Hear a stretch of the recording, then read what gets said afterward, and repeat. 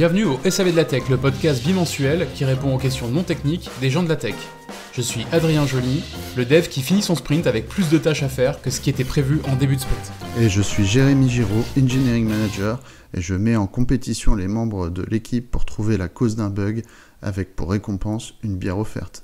À la fois c'est sympa, mais à la fois t'as pas peur d'incentiver tes développeurs à créer des bugs. Je me sers du circuit de la récompense, ouais, effectivement.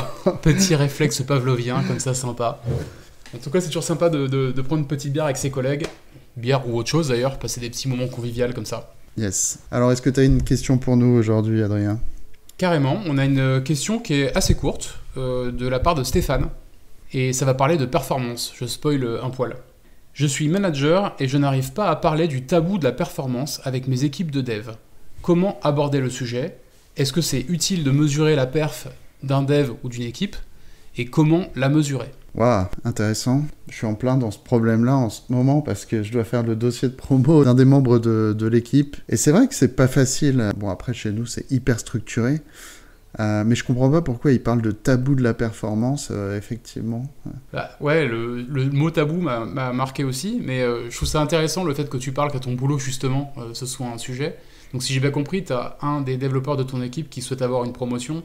Il va falloir que tu vendes l'idée à ta direction. C'est ça. Et la performance est un des critères pour savoir s'il mérite sa promotion ou pas. C'est le seul critère, mais Okay. En fait, tu as une matrice de compétences par niveau et qui est divisée en différentes sections, donc par exemple scope et impact, performance technique, design, tu vois, qui est vraiment sous-divisé en un set de skills et des attentes pour chaque set de skills à chaque niveau en fait. D'accord, donc tu as l'impact, j'imagine que c'est pour le business, pour l'entreprise. Technique, l'autre, t'as dit quoi ? C'est la performance technique ?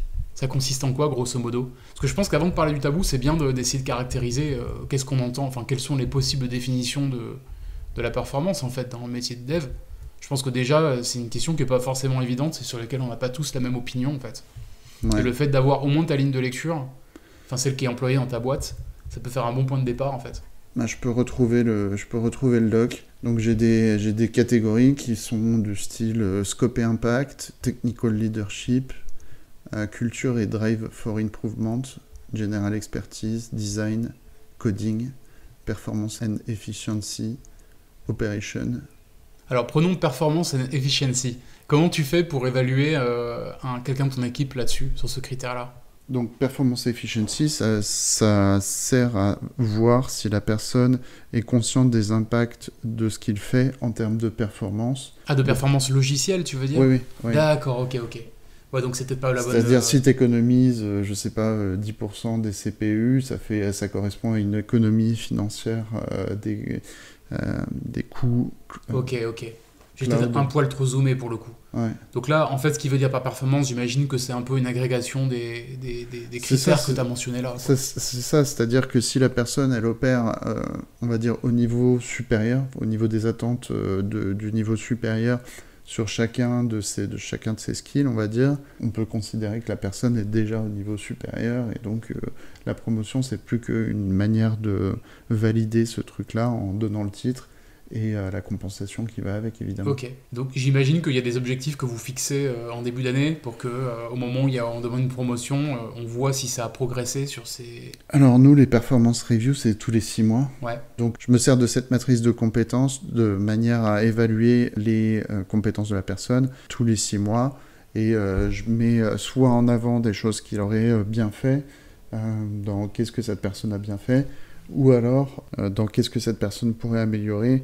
Je me sers aussi de ce truc-là pour dire appuyons sur ces éléments-là pendant les 6 prochains mois, les 2 prochains quarters, et comme ça on les valide entre guillemets pour la fois d'après. Donc ça veut dire que le candidat à la promotion, il est au courant de ce sur quoi il va être évalué ? Oui, c'est public. Et il sait qu'est-ce qui est attendu de lui ou elle ? Oui. De manière concrète, quoi. Les guidelines sont assez floues d'une certaine manière, parce qu'elles doivent pouvoir être appliquées à tout le monde dans le domaine de l'engineering, et forcément c'est pas exactement pareil quand tu fais du front-end, du back-end. Tu vois ce que tu attends de la performance du back-end et ce que tu attends de la performance du front-end, c'est pas exactement la même compétence. Donc forcément dans cette matrice tu as une partie générique, mais qui qui est suffisamment spécifique pour pouvoir s'appliquer à n'importe qui, on va dire, et que tu peux rendre spécifique en fonction du rôle de la personne, quoi, on va dire. D'accord, ok, non, ça a du sens. Par contre, j'imagine qu'après, quand tu as des entretiens avec tes devs, Ouais. Tu transformes, enfin tu personnalises en fait l'objectif en des actions qui sont plus concrètes et qui sont adaptées à chaque personne. Exactement, c'est-à-dire qu'à chaque fois quand je fais le performance feedback, moi je leur dis bah ça, tu vas devoir le mettre en application, et pour le mettre en application, je te propose de le mettre en application sur le projet X et Y, et on va voir comment tu y arrives, et j'essaie de leur donner des actions concrètes, effectivement. Ce qui est bien, c'est que quand on arrive à la fois d'après, on peut revoir ce qui a été fait, valider, ajuster, et surtout qu'avec tous ces performance feedback que j'ai traqués, on va dire, des 6 mois, des 6 mois d'avant, etc. Je reprends tous les docs et je remets tous ces éléments-là en contexte pour le dossier de promo. C'est-à-dire que je ne prends pas uniquement les compétences de la personne et je dis bon bah voilà, il est bon en code, etc. Mais il est bon en code, on peut le voir illustré sur ce projet-là, sur lequel on a travaillé ensemble. Tu as des éléments factuels. Ouais, exactement. Que tu peux... ok. En fait, ça me rassure pas mal ce que tu dis, puisque quand je travaillais en scale-up, c'était assez similaire en vrai. Ouais. Il y avait une grille par niveau, pareil que toi, il y avait des seuils à atteindre pour monter de niveau, pareil, qui étaient vagues, mais suffisamment clair pour filer un cadre qui permet ensuite de personnaliser pour chaque personne. Exactement. Et il y avait des discussions régulières entre managers et développeurs pour dire, bah voilà, si tu veux passer au niveau du dessus et donc avoir la promotion qui va avec, il faut que tu coches telle case, et donc dans ton cas, il faut que tu fasses telle action.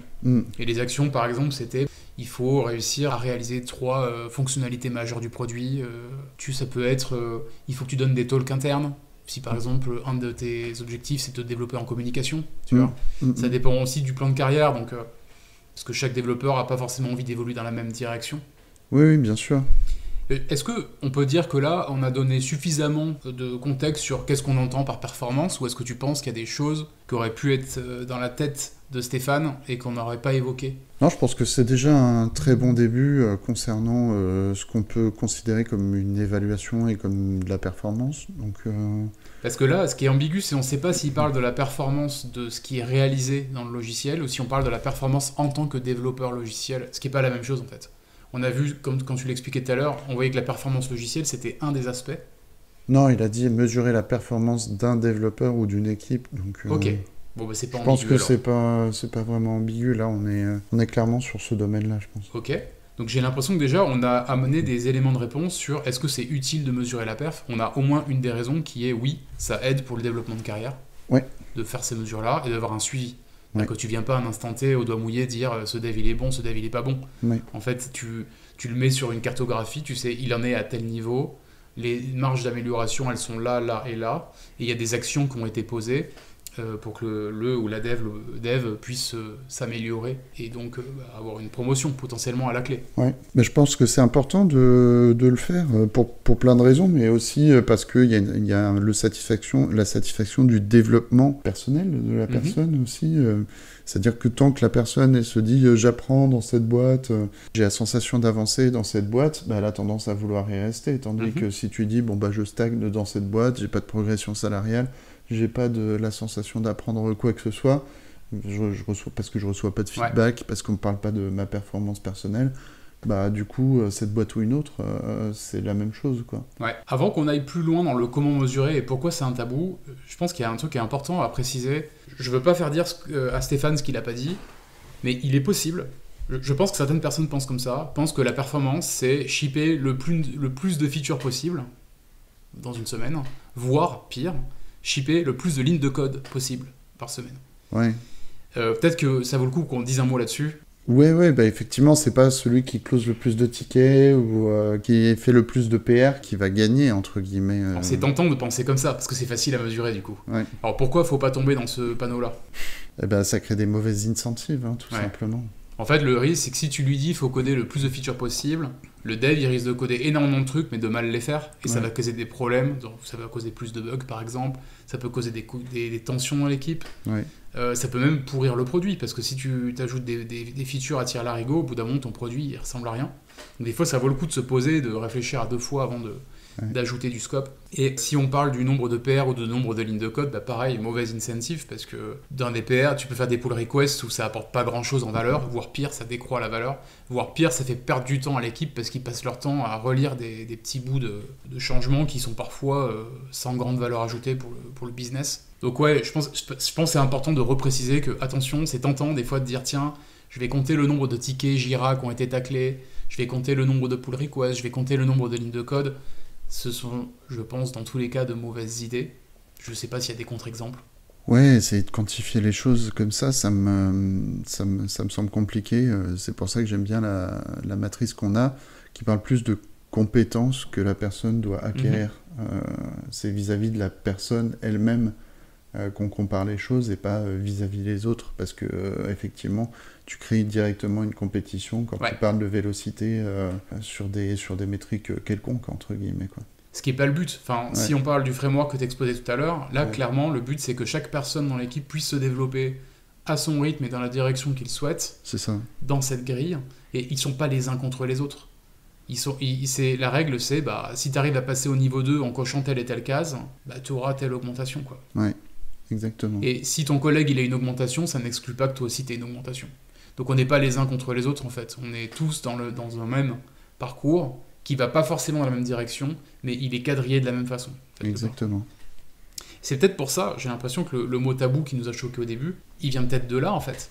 Soit la question de performance, elle est mal cadrée. Par exemple, typiquement, ça va être du comptage de lignes de code ou des choses comme ça, et je comprends dans ce cas-là que ça crée un malaise dans l'équipe. Donc dans ce cas-là, il faudrait peut-être revoir la définition de qu'est-ce qu'on définit comme étant de la performance dans cette équipe. En partant des idées que tu as données, par exemple. Soit le tabou, il peut être sur comment vont être employées ces mesures de performance. Si le but c'est de créer une compétition, c'est pas sain, et je comprends aussi que ça puisse devenir un tabou à cause de ça. Ouais. Et j'ajouterais peut-être aussi, c'est peut-être lié à un autre tabou qui est celui de la compensation.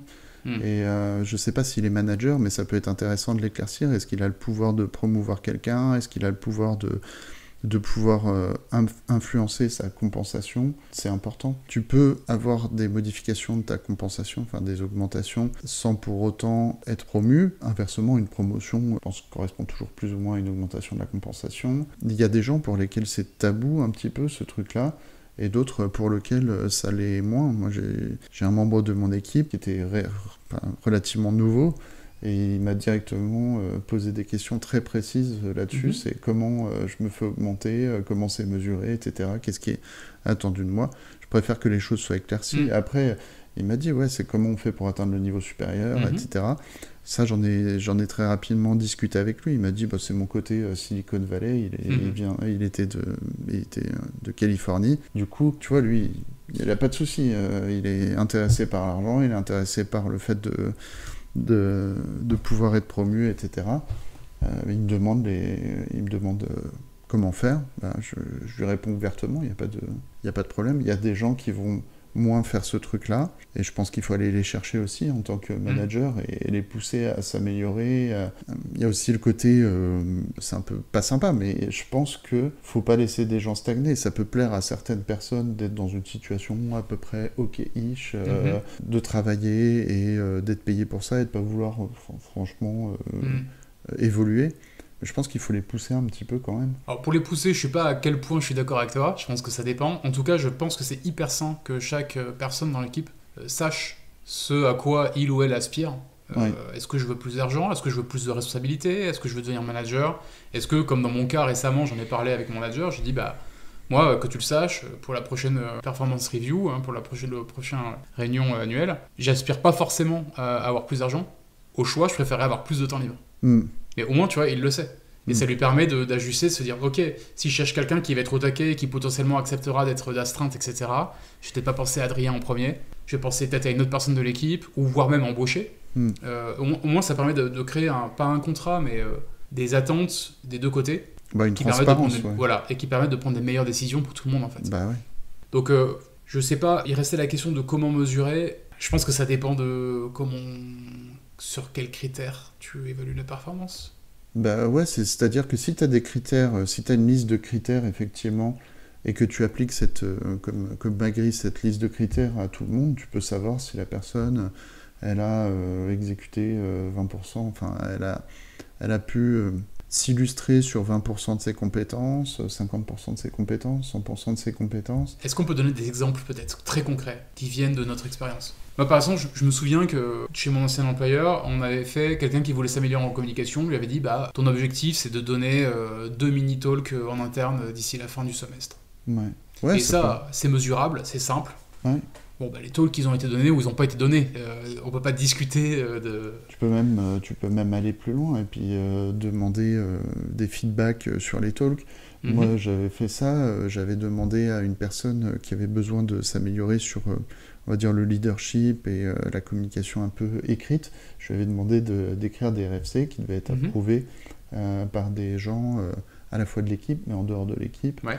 Donc j'ai aidé à choisir un panel, à poser son problème, exposer sa solution et la faire valider par des gens qui ne connaissaient pas nécessairement ce problème-là et qui pourraient la challenger même et la faire évoluer. Donc, Je pense à une autre idée pour un rôle plus tech lead, peut-être quelqu'un qui a la responsabilité de ce qui est mis en prod. Ça pourrait être compter le nombre d'incidents qu'il y a eu en production et dire là on est en moyenne à 5 par mois, c'est trop haut. On veut atteindre 2 ou moins par mois, quoi. Ça c'est pareil, c'est mesurable. Ou alors dire effectivement suite à des incidents, identifier des problèmes sur lesquels investiguer et dire tu dois résoudre je sais pas trois problèmes complexes, mais pas simplement résoudre les symptômes, mais tu vois, faire une vraie investigation, trouver la cause du problème avec des preuves, argumenter, etc. Pouvoir l'illustrer et illustrer que tu as résolu ce problème, je sais pas, via des tests ou des tests sur des environnements type staging, etc. Prouver qu'en fait tu arrives à répliquer la situation et que le problème ne se produit plus grâce à ton fixe. Est-ce qu'on a répondu à la question de Stéphane ? Vu la taille de la question et vu la taille de la réponse... on est sur un bon ratio. Ouais. Je pense qu'on est pas mal. En tout cas, Stéphane, n'hésite pas à revenir vers nous pour nous dire déjà est-ce que ça t'a aidé ou pas. Si t'as d'autres questions, tu peux nous les envoyer. Et si jamais tu mets en pratique certaines choses que t'as apprises éventuellement en écoutant cet épisode, on sera ravis d'avoir de tes nouvelles. Tout à fait. Pour les autres, sachez qu'on serait ravis de répondre à vos questions lors des prochains épisodes du SAV de la Tech. Pour cela, il suffit de vous rendre sur le sav.tech et de nous envoyer votre question sur le formulaire qui est disponible sur le site. Si vous êtes fier de votre question, on sera ravi de vous mentionner par votre prénom, sinon on vous attribuera un faux prénom si vous voulez rester anonyme. C'est vous qui choisissez. Eh bien, merci Adrien et merci à vous, auditrices et auditeurs, et à dans 2 semaines pour le prochain épisode. Salut. Ciao.